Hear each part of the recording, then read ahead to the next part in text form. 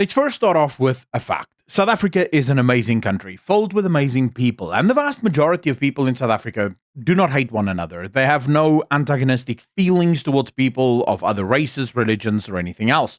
The vast majority of people, white, black, colored, and Indian, and Asian, wants to live. They simply want the best for themselves, their kids, and their families. They don't want to take from anyone else. If you look at violent communist parties like the EFF, they haven't been able to really get above 10% support in the country. That's a little comfort, though, when you actually look at the history of violent coups and violent uprisings in countries and realize that less than 5% of population is generally all that you require in order to carry out a very successful coup. South Africa is slightly different in that in a lot of countries, what happens is you have 5% of the people that are populist, very, very angry revolutionaries. As they start ramping up their violence, the overwhelming majority of people simply want to survive. And so they will accept whatever they're being told to do, and they'll just go along with whomever, whether it's the government or whether it's the violent revolutionaries, as long as they don't get killed. In South Africa, there's slightly different things. The 10% that are incredibly violent and revolutionary, they hate a big chunk of people in this country. Thanks to this incredible division within our country, thanks to a lot of people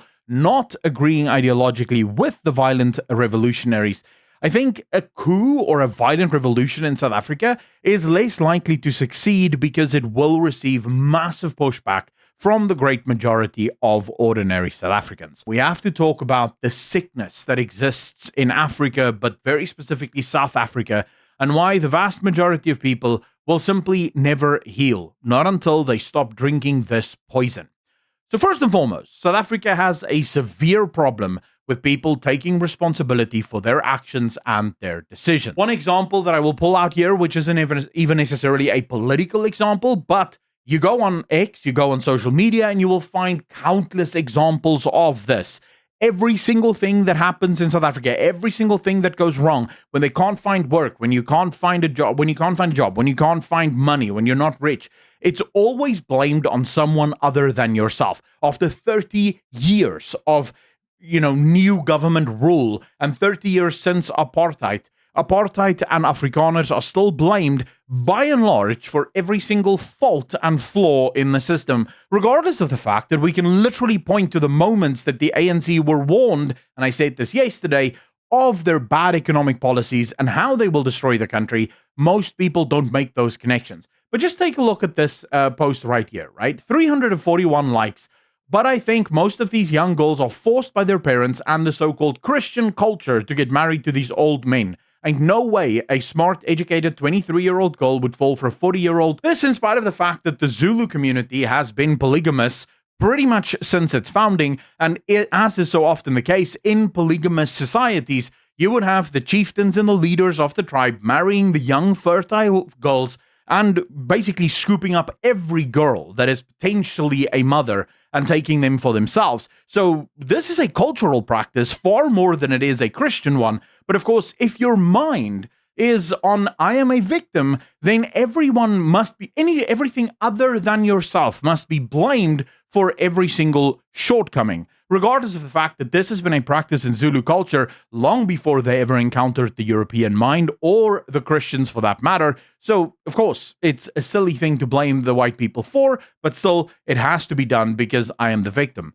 Where does that actually come from, though? And that's what today's video is about. The poison that Africa has drunk and the poison that South Africans continue to drink. Communism. Now, so often when we talk about communism, a lot of people don't understand what it is. I have spent the last literally 24 hours debating multiple people on X about what is communism and is South Africa a communist government? Because so often the modern mind, at least with the modern ANC education, wants to sort of boil things down to a very easy to understand metric. So, for example, you own a house, therefore it's not a communist country. You own a car, it's not a communist country, because ownership is capitalism, non-ownership would be communism. But this is severely oversimplified and also completely wrong, because capitalism is far more than just ownership. Ownership is merely one pillar of capitalism, and collective ownership is far more, isn't communism. Communism isn't just collective ownership. But fundamentally, one of the things that you will find super difficult when you talk to communists and when you try to debate communists is that communists will never actually debate with you the reality of communism. They will always try to debate with you the theory of communism. This is why when you say, look at the USSR and China, and look at Uganda, look at Cambodia, look at over 100 million people killed through starvation and in prison camps, thanks to this endless quest for utopia, they will simply retort with, that was not real communism. Why? Because theoretically speaking, if you listen to Karl Marx, if you actually read his books, Karl Marx envisions this world where human greed is completely eradicated, the state eventually gets eradicated, and then once all of this happens, people just own nothing, and everyone just works to the betterment of their societies. That, in their mind, is what communism is. And so whenever you try to debate them on any communist failures, they will just say, well, that wasn't real communism, because they obviously still had a government. Never mind the fact that one of the steps, literally step one, of Karl Marx's communist takeover is socialism. It's the government taking the means of production until the people stop being greedy. The problem for every single communist government is that the government gets greedy and then doesn't give the power back to the people, because obviously the people also don't stop being greedy, and so greed really is the issue. This is the big fundamental flaw within communism, and it makes communism almost impossible to debate, because you're never actually debating reality, you're always debating what is theoretically possible. They will, however, not make that mistake when it comes to capitalism. When it comes to capitalism, they will absolutely debate only the reality and nothing other than. This in spite of the fact that there isn't a single capitalist country in the world. Capitalism is a free market system. Free market means that the government is not interfering in the market. Capitalism does, however, leave a little bit of space for government intervention in order to improve and increase competition. This is the only regulation and legislation that the government is allowed to pass. The second the government is in a position to pick winners and losers, you are no longer in a free market economy, and therefore you are no longer in a capitalist one. If you can name a single country in the world where the government doesn't have the ability to pick winners or losers or tell people what they can and cannot do, I will relent and I will admit that I was wrong. But fundamentally, every single country in the world is a socialist country to varying degrees. The beauty of this, and really the ultimate lie, has been to sell to the people who are communists that the failures of the current system is actually the flaw of capitalism and not the flaw of socialism. This is why a lot of people in the communist space will say, well, I'm not a communist, I'm a socialist. Or I'm not a socialist, I'm a mixed economy guy. Right? Because fundamentally, they think to themselves that, well, capitalism is at fault for all of the suffering that we have in this world, and therefore, we need communism because it's the opposite of what capitalism is. And this, of course, directly plays into this inability to actually accept responsibility. This post does not come from nowhere. The communist mindset is built on grievance politics. The whole point for Karl Marx was the workers of the world, the peasants, will rise up and they will overthrow their dictators and the evil capitalists, and then they'll take power. Communism is built on this idea of us versus them, victim and oppressor. So when you have this mindset built into you, everything becomes a game between the victim and the oppressor. It is the job of the victim to overthrow the oppressor. But of course, the victim can't do it because the victim is a victim. And thanks to the victim being a victim, the victim needs a hero. The victim needs a leader that will overthrow this evil system and instead give us a far more equitable system. Never mind the fact that equity doesn't work anywhere, because what you're talking about when it comes to equity is you're talking about equal outcomes regardless of the inputs that went into it. South Africa is a failing nation. South Africa is failing on multiple levels thanks to the ANC. The ANC has destroyed education in this country. We currently rank 143rd out of all countries in the world when it comes to math and science education. We're very, very close to the bottom when it comes to literacy, the ability to read for comprehension. This has all been a result of the ANC. The economy of South Africa is dying literally as we speak. We now have less than 1% economic growth every single year. The rand has collapsed in the last 15 or 18 years, depending on when you start to count.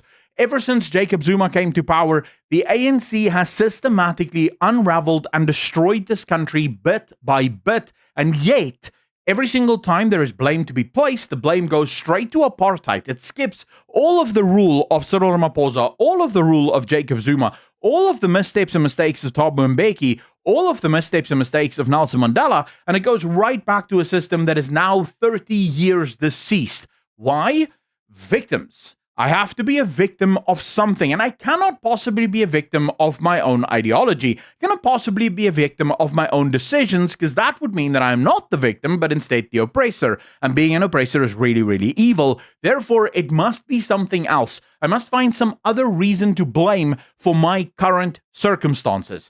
That is the poison that is destroying our nation. If you are a communist or a socialist and you're still watching, I want you to understand this. There is no system in the world that can create utopia. It is simply impossible. Our role should not be to try and create utopia. Our role should be to try and identify the one human constant: corruption.